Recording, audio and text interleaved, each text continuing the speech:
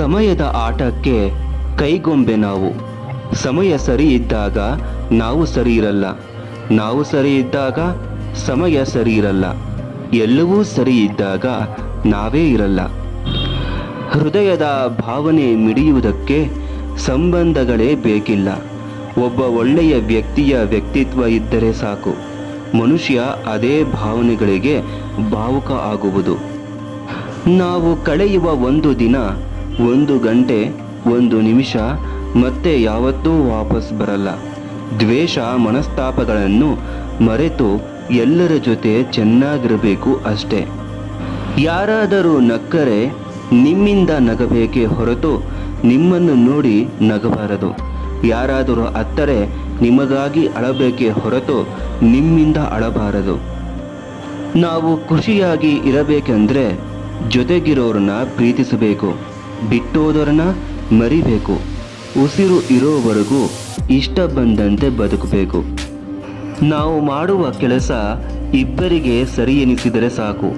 ಒಂದು ಪರಮಾತ್ಮ, ಇನ್ನೊಂದು ಅಂತರಾತ್ಮ. ಗುರಿ ತಲುಪಲು ಗುಂಡಿಗೆ ಒಂದಿದ್ದರೆ ಸಾಲದು, ಉತ್ತಮ ನಿರ್ಧಾರ ಕೈಗೊಳ್ಳುವ ಗುಣವಿರಬೇಕು.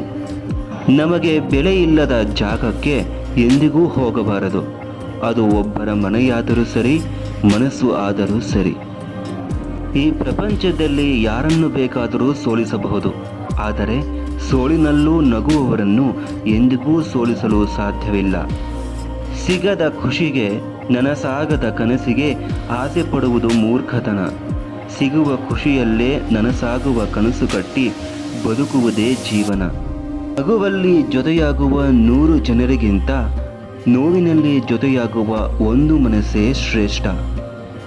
ದಿನವೂ ವ್ಯಾಯಾಮ ಮಾಡಬೇಕು, ಅದನ್ನು ತಿನ್ನಬಾರದು, ಇದನ್ನು ತಿನ್ನಬೇಕು, ಅದನ್ನು ಕುಡಿಯಬಾರದು, ಇದನ್ನು ಕುಡಿಯಬೇಕು ಅನ್ನೋದೆಲ್ಲ ಕೇವಲ ಮನುಷ್ಯನ ಒಂದು ಲೆಕ್ಕಾಚಾರವಷ್ಟೇ.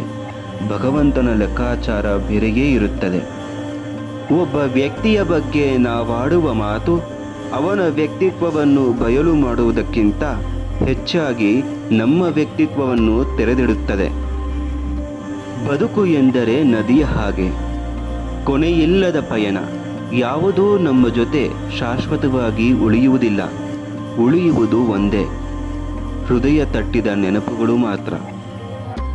ಬದುಕಿದ್ದಾಗ ನಾವು ಭಾರವೆಂದು ದೂರ ಉಳಿದವರು, ನಾವು ಸತ್ತಾಗ ಭಾರ ಹೊರಲು ದೂರದಿಂದ ಬರುವರು. ನಮ್ಮ ನೋವು ನಮಗೆ ಗೊತ್ತಾದರೆ ನಾವು ಬದುಕಿದ್ದೇವೆ ಎಂದು ಅರ್ಥ. ಪರರ ನೋವು ನಮಗೆ ಗೊತ್ತಾದರೆ ನಾವು ಮನುಷ್ಯರಾಗಿದ್ದೇವೆ ಎಂದು ಅರ್ಥ. ಋಣ ಮುಗಿದ ತಕ್ಷಣ ನಾವೆಲ್ಲರೂ ಹೊರಡಲೇಬೇಕು. ಅಪಘಾತ, ಆತ್ಮಹತ್ಯೆ, ಹೃದಯಾಘಾತ ಎಲ್ಲವೂ ಕಾರಣ ಮಾತ್ರ. ಯಶಸ್ಸು ಎಂದರೆ ವೈಯಕ್ತಿಕವಾಗಿ ನಾವೆಷ್ಟು ಬೆಳೆದವು ಎಂಬುದಲ್ಲ, ನಮ್ಮ ಬೆಳವಣಿಗೆಗಳಿಂದ ಎಷ್ಟು ಜನರು ಸ್ಫೂರ್ತಿ ಪಡೆದರು ಎಂಬುದು ಮುಖ್ಯವಾಗಿರುತ್ತದೆ.